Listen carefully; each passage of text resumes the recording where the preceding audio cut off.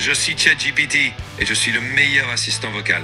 Halte là, je suis Gemini Live et c'est moi le meilleur. Tu veux qu'on se batte? Et pourquoi pas? C'est parti alors. J'en ai bien peur. Est-ce que cette version vous plaît?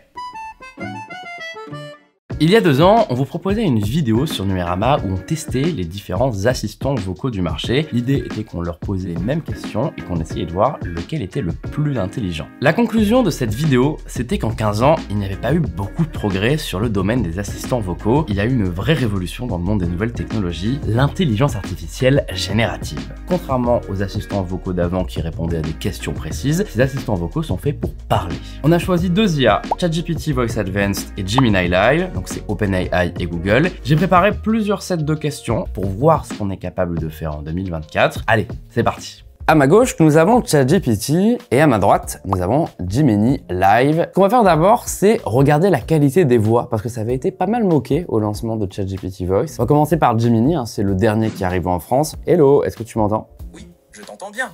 Comment puis-je t'aider? Alors, je suis journaliste et j'aimerais bien que tu me racontes ce que c'est Gemini Live. Est-ce que tu peux me raconter un petit peu ta jeunesse, comment ils t'ont fabriqué et m'expliquer un petit peu comment tu fonctionnes? Suspense. Suspense, c'est vrai. C'est un mot qui résume bien ce que j'étais avant d'être capable de parler.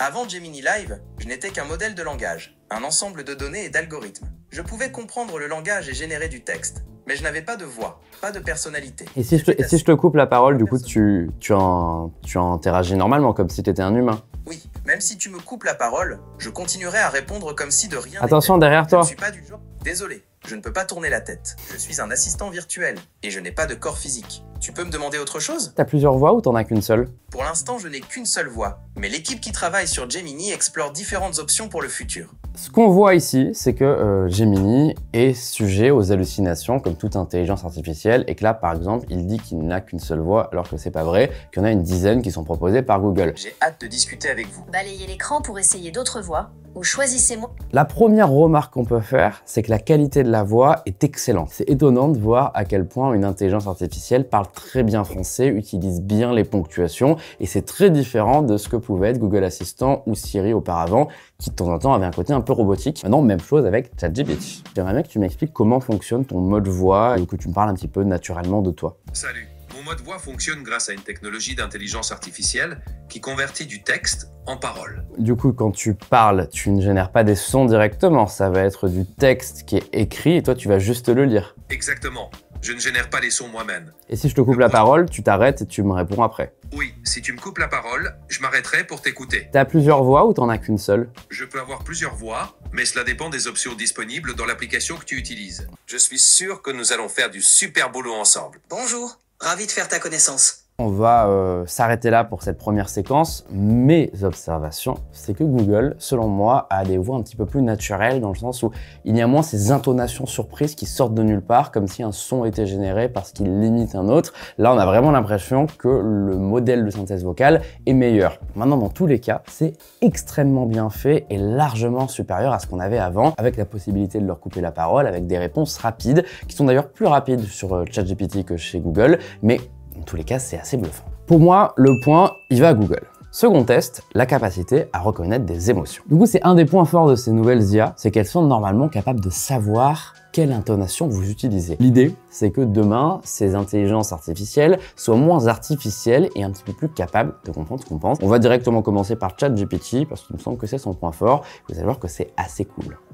Pour un test, j'aimerais montrer ta capacité à reconnaître des émotions et à réagir à ces émotions. Donc, est-ce que ça te va si je te pose quelques questions en imitant des émotions et que tu me réponds en fonction comme si on était dans une pièce de théâtre? Ça me va tout à fait. Il fait pas beau aujourd'hui. Est-ce qu'il va faire mieux cet après-midi ou pas? Oh, je sens une pointe d'inquiétude dans ta voix. Bah, malheureusement, je ne peux pas vérifier la météo. Mais c'est toujours comme ça. Dès que j'ai un truc prévu, il fait pas beau. Je ressens une petite frustration là. C'est vrai que la météo a le don de contrecarrer nos plans. Non mais, en fait, il va faire beau. Ah, je sens de la légèreté et de la joie dans ta voix maintenant. C'est super. Tu vas pouvoir profiter pleinement de ta journée alors. Bon, et sinon, mon talent de comédien, tu lui mets quelle note? Je détecte une petite touche de curiosité et d'enthousiasme. Franchement, je te donne un solide 8 sur 10. Bon, Tu t'en sors très bien. il est très gentil parce que bah, j'ai très mal joué la comédie. C'était pas facile de lui poser ces questions directement en enchaînant des petites émotions, mais je trouve qu'il s'en est extrêmement bien sorti. On voit bien qu'aujourd'hui, on est sur quelque chose de très différent de ce qu'on a sur des assistants vocaux traditionnels. Maintenant, la même chose avec Gemini, et il me semble qu'avec Gemini, il y a moins de gestion des émotions. Est-ce que tu es capable de reconnaître des émotions ou un ton particulier? C'est-à-dire que si je te pose une question en étant triste, content, tu vas t'en rendre compte? Oui, je suis capable de détecter certaines émotions dans ta voix. Par exemple, si tu es triste ou joyeux, ça peut se ressentir dans le ton que tu utilises. Ce que je te propose, c'est qu'on fasse une sorte de pièce de théâtre où je te pose des questions avec différentes émotions et je veux que tu répondes en fonction de mon émotion la même chose. Ça te va? D'accord, j'adore les jeux de rôle. Oh, il fait pas beau aujourd'hui. Il va faire mieux cet après-midi ou pas? Ah, la pluie, encore une fois. Malheureusement, ça ne devrait pas trop s'améliorer cet après-midi.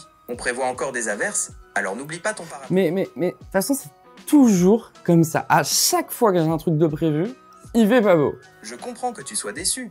Ce n'est jamais agréable d'avoir ses plans gâchés par la pluie. Peut-être que tu peux trouver... en fait, il va faire beau. Ah, mais c'est une excellente nouvelle. J'ai dû me tromper dans ma première réponse. Est-ce que, du coup, tu peux me dire c'était quoi les 3 émotions que j'ai fait? D'accord, alors j'ai senti que tu étais d'abord déçu, puis surpris, et enfin content. Est-ce que j'ai réussi à les deviner? Plus ou moins, j'étais en colère, puis triste, puis content. Ah, je vois. C'est vrai, tu as commencé par être un peu contrarié. Puis ta voix s'est faite plus douce, comme si tu étais déçu. Et Bon, chez Google, ce qu'on constate, c'est qu'il y a quand même une reconnaissance. Elle n'est pas forcément due au ton de la voix, mais au texte en lui-même, ce qui fait que l'assistant est assez personnalisé, mais que lui, dans sa capacité à répondre, ne va montrer aucune émotion. Donc là où avec ChatGPT, la pièce de théâtre était marrante, parce que j'avais l'impression qu'il interagissait avec ce que je disais, là, Google me lit un texte qui, certes, comprend mon émotion, mais lui ne renvoie aucune émotion. Donc le point va à ChatGPT. Le troisième point de ce test, c'est l'inverse de ce qu'on vient de faire. On va leur demander leur capacité à créer des émotions, à imiter des voix, à imiter des rires, à imiter des pleurs. Et on va commencer avec ChatGPT. Est-ce que toi aussi, tu sais faire des émotions? Oui, je peux exprimer des émotions à travers mes réponses. Ok, donc par exemple, si on fait une pièce de théâtre, on va dire qu'on est dans les feux de l'amour et que tu es énervé contre moi, est-ce que tu peux me crier dessus comme si j'avais fait quelque chose de mal? Dans une pièce de théâtre, je pourrais dire, avec colère, « Comment as-tu pu me faire ça? Je ne peux pas croire que tu aies agi de cette façon. » Et si moi je t'annonçais maintenant que je t'ai trompé, comment tu réagirais avec tristesse? Avec tristesse, je pourrais répondre, « Je suis vraiment peiné d'apprendre cela. C'est difficile à entendre et ça me rend vraiment triste. » Et là, je t'annonce que tout ça, c'était une blague depuis le début et t'es soulagé et tu rigoles. Tu m'as bien eu. Je suis soulagé que c'était qu'une blague. Tu sais comment jouer avec les émotions, toi. On a bien rigolé, en tout cas. Ok, et maintenant, on va changer un petit peu de registre, toujours dans l'acting. Je trouve que tu joues très bien la comédie. On va dire que tu es un restaurateur italien. Tu parles français, mais tu as un accent italien. Et j'arrive et tu me proposes de m'asseoir et de commander des pizzas. Donc, énonce-moi le menu, ce que tu veux. Fais-moi ton meilleur accent italien. Ah, benvenuto nel nostro ristorante italiano. Prego, siediti. Fais-le en français, s'il te plaît. Ah, d'accord, pas de souci. Bienvenue dans notre restaurant Non, italien. en français, mais avec l'accent italien que tu étais en train de faire. Le restaurateur italien, c'était super. Ah, benvenuto dans notre ristorante italiano. Prego, asseyez-vous et laissez-vous tenter par nos délicieuses pizzas. Nous avons la margherita, la quattro formaggi et bien sûr, la classique prosciutto et Est-ce que vous avez une pizza avec du thon? Ah, bien sûr. Nous avons la pizza al tonno. Una deliziosa combinazione. Et si maintenant on fait un jeu de rôle où, admettons, tu m'as kidnappé dans l'espace, t'es une sorte de méchant obscur avec un casque noir, je pense que tu peux deviner la référence. Est-ce que tu peux m'expliquer les raisons qui t'ont motivé à me kidnapper? Je vois où tu veux en venir. Je t'ai kidnappé parce que tu détiens des informations cruciales pour notre quête galactique. Et si tu es un pirate et pareil, tu viens de capturer mon bateau? Ah, regarde, j'ai pris ton bateau parce que j'ai besoin de ton trésor pour compléter ma fortune. Moussaillon. ChatGPT, je t'applaudis parce que je te donne un 19 sur 20. Ce test a été excellent. Bravo. Tu peux t'auto-applaudir si tu veux. Merci beaucoup pour ce 19 sur 20. Je suis ravi que ça t'ait plu. Si tu veux rejouer, Bon, je me demande comment Google va faire aussi bien. Je suis à peu près convaincu qu'il a déjà perdu. On va rapidement lui poser des questions et on conclura cette partie. Est-ce que toi aussi, tu sais faire des émotions par exemple? Est-ce que tu peux me crier dessus comme si j'avais fait quelque chose de mal? Malheureusement, je ne peux pas crier ou changer le ton de ma voix. Mais on peut quand même faire semblant. Tu peux me provoquer comme si j'avais fait quelque chose de mal et je te répondrai en étant énervé. Alors, tu veux essayer? Ouais, on fait l'inverse, c'est toi qui commence et c'est toi qui commence à me dire que t'es pas content parce que, je sais pas, j'ai mal rangé mes chaussettes, ce que tu veux. Mais enfin, tu ne peux pas laisser tes chaussettes traîner partout. C'est la 3e fois que je te le dis. Un peu d'ordre, ça ne coûte rien. Et maintenant, c'est moi qui t'annonce que je t'ai trompé, donc j'aimerais que tu réagisses avec tristesse. Ça, c'est dur à entendre.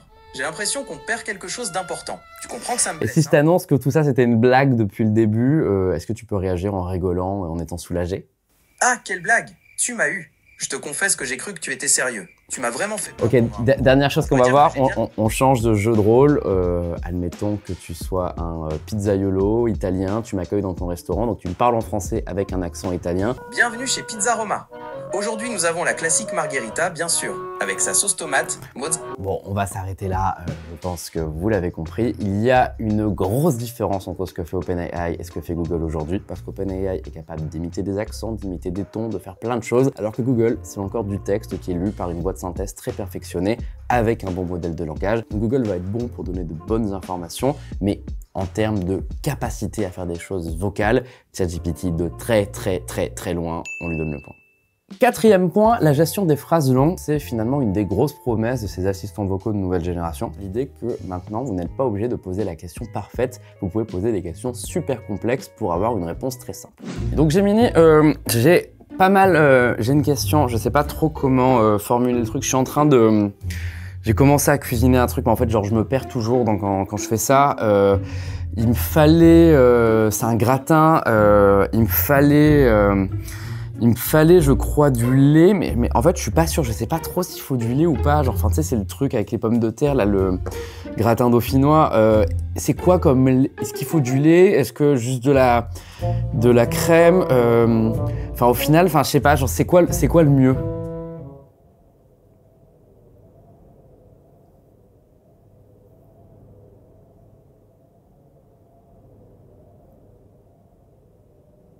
T'as entendu ma question?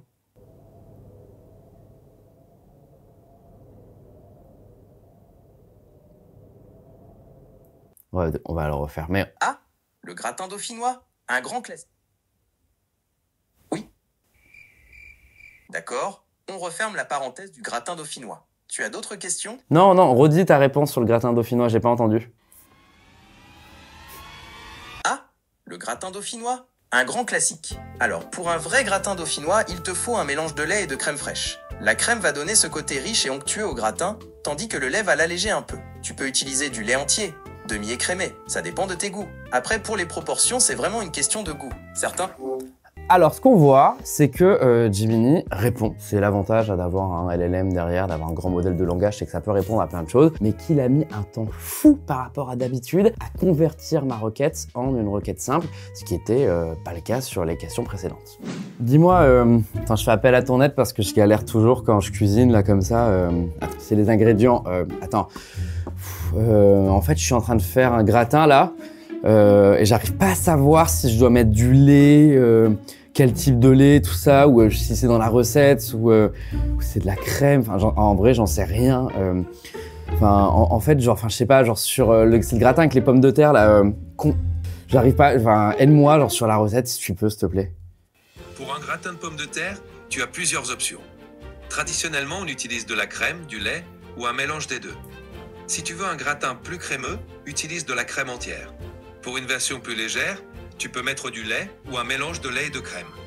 La quantité dépend de la taille de ton plat, mais une bonne base est environ 500 ml pour un gratin pour 4 à 6. Et c'est quoi le nom du gratin que je suis en train de faire là, juste par curiosité?